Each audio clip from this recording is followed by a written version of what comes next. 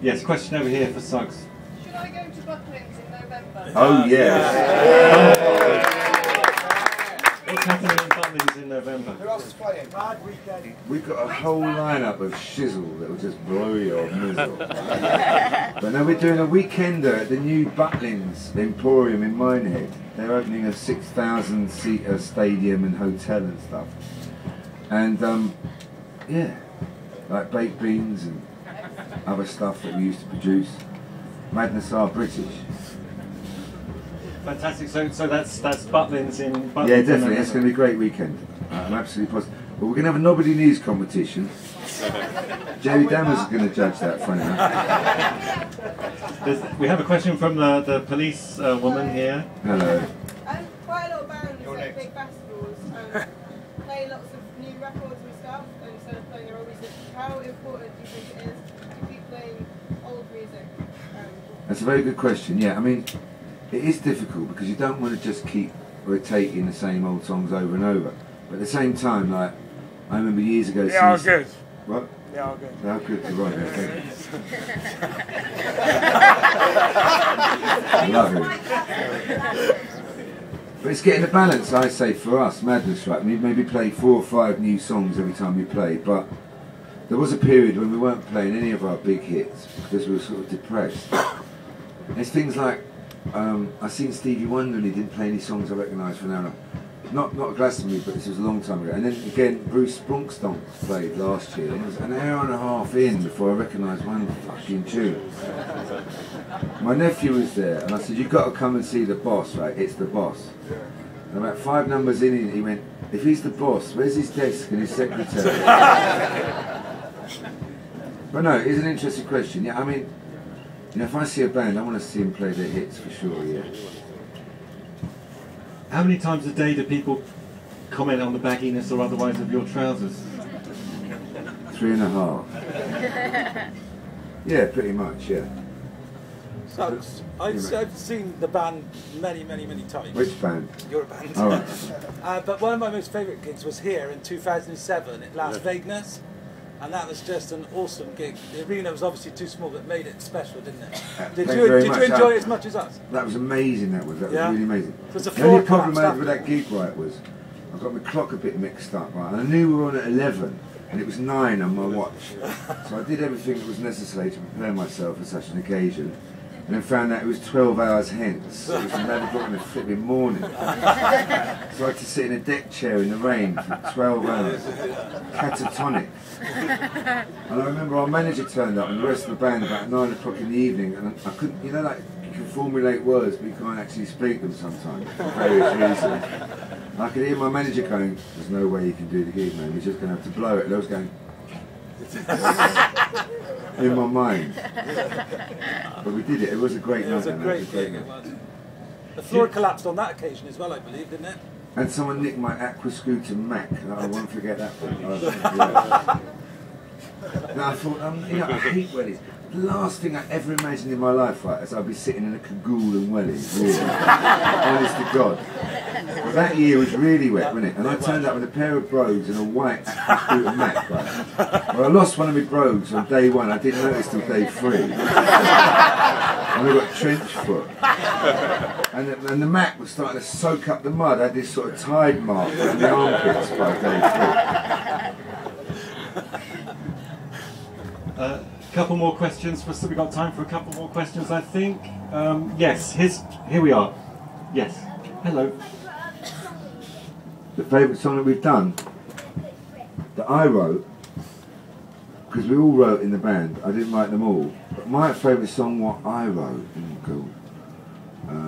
I suppose Baggy Trousers. It was the first song I ever wrote, and because when I wrote that song, I heard this song on the radio about teacher, leave them kids alone. And I started to think about my school and I thought, fuck that, it's like, kids, leave the teachers alone. Because I wasn't incarcerated in a posh private school with a big wall and all that and helicopter sounds. It's a normal school. Yeah, a couple more. Any singing performances over the weekend? I did a bit last night in the Wyvern. No, but tonight, I tell you what, very exciting. We're having a sound clash. Me and my daughters, right? It's dad versus daughter. They're going to be slaughter on the dance floor. And we were going to share a bit of DJing, and then suddenly it all kicked off last night. I said, "Fuck the sharing, right? We're going to have a clash. You play a song, I want to play a song." I'm kicking off with Chim Chimney, Chim Chim Chiroo. Follow that, you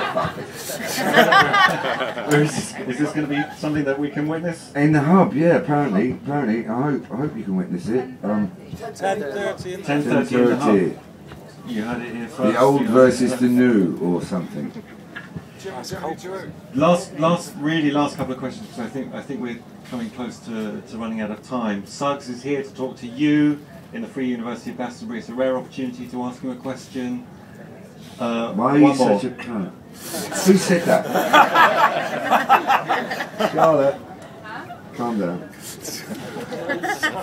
Yes, when you came, which band or artist did you most want to see here yourself?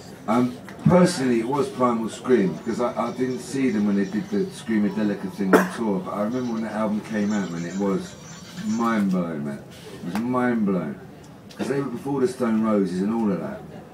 And that mixture of dance and rock and all that. And what really impressed me was the negation of ego, you know, from Bobby, where he just went like, Loaded, you know, was a song. They took all the lyrics off and just left the bass line and the drum beat. And last night, man, it was such joy, man, it was joy. BB King too, though, that was great, because it's that continuum as well. But my nephew made us sit through the whole of the Wu-Tang Clan, right? And apparently they're appearing in the acoustic tent tonight with ping pong bats and a broomstick. But I was trying to explain to him that, you know, without BB King, man, there's no Wu-Tang Clan. But you know what I mean, it's all part of the same process, really. Last question. Any more questions for Suggs? Yeah. Yes. Has madness changed the world?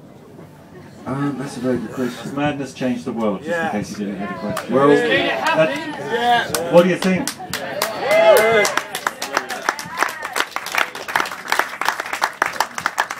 I'll tell you a funny thing, right? Yeah. When Mike, our keyboard player, was playing this Labby Sifri song, and Dave Robinson, who was the head of Stiff at the time, said you should record that. Well, it was a nice tune, but it was like, but it took. I didn't want to. Come on, let's have it. And we said it's a nice tune, but it's just too sentimental. I mean, who's going to go for nothing more, nothing less? Love is the best.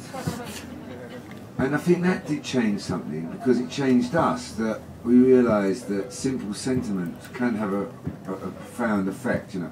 And I remember when we played that gig in Finsbury Park, when Morrissey didn't turn up, the people literally sort of, I don't know, like collapsing during that song, because, you know, pop music is very ephemeral and it captures a moment in your life.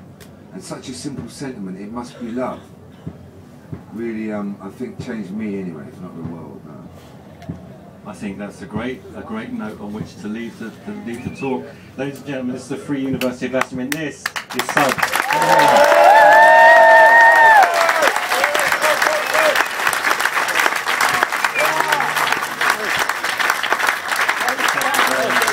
Tyne was now going to sing some Bad Manners songs. We're going to take a little break, ladies and gentlemen.